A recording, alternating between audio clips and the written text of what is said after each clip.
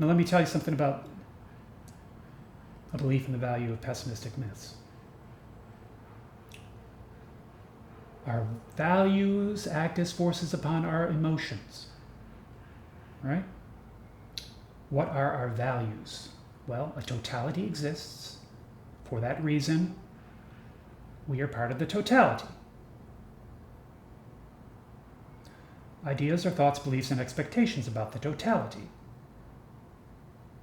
We value certain ideas. These certain ideas are our values.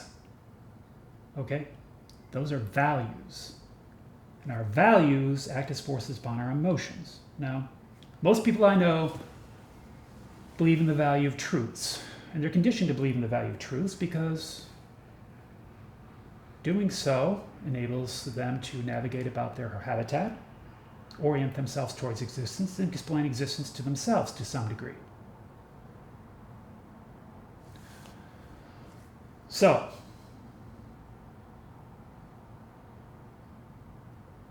their values act as forces upon their emotions. The most powerful emotional forces of sorrow, fear, and anger follow from the discovery of a truth. The truth is, it appears, one day the seed body of self will die.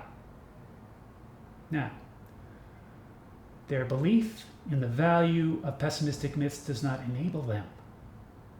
They are unable to balance the emotional forces of their minds. For that reason, their hearts are filled with sorrow, fear, and anger. And you see this come out all the time. How does this manifest? Their emotions act as forces upon their behaviors. Okay? They exhibit sad, mad, and bad behaviors. Lying, stealing, cheating, conquering, enslaving, and killing are sad, mad, and bad behaviors. Racist, fascist, warmongering behaviors are sad, mad, and bad behaviors. And guess what? These sad, mad, and bad behaviors act as forces upon our habitat. The forces are conducive to a state of disease in our habitat. And these sad, mad, and bad behaviors act as forces upon our bodies. Their bodies, really. I'm not partaking of their sad, mad, and bad behaviors. But they act as forces upon their bodies. The forces are conducive to a state of disease in their bodies. Now, I don't want to see, a state of disease in our habitat. And I don't want to see a state of disease in their bodies. So that's why I'm speaking out about an alternative to a belief in the value of pessimistic myths. The alternative is a belief in the value of the most optimistic myths. That's why I am extolling the virtues of a belief in the value of the most optimistic myths. The virtues of a belief in the value of the most optimistic myths are happiness, good health, and prosperity. Right. So, taking the example of a person who believes in the value of the most optimistic myths, well, generally, people who believe in the value of the most optimistic myths also believe in the value of truths, just like anybody else. They're conditioned to do so because there's a certain value in the truth that enables us to navigate about our habitat, orient ourselves towards existence, and explain existence to ourselves to some degree. And so it's the same applies to people who believe in the value of the most optimistic myths, such as myself. The same applies. The most powerful emotional forces of sorrow, fear, and anger follow from the discovery of a truth. The truth is, it appears one day the seed body of self will die. The difference is, belief in the value of the most optimistic myths enables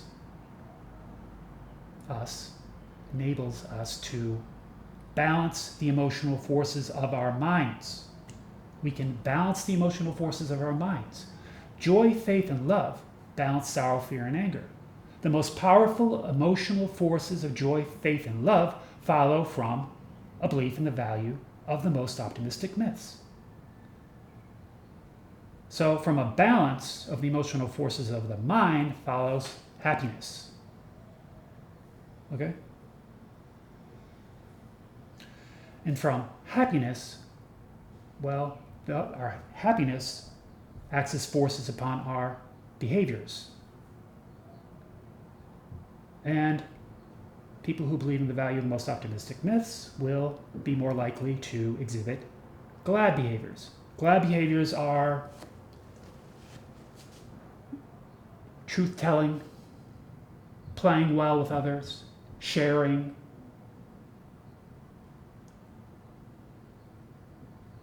liberating, emancipating, and nurturing.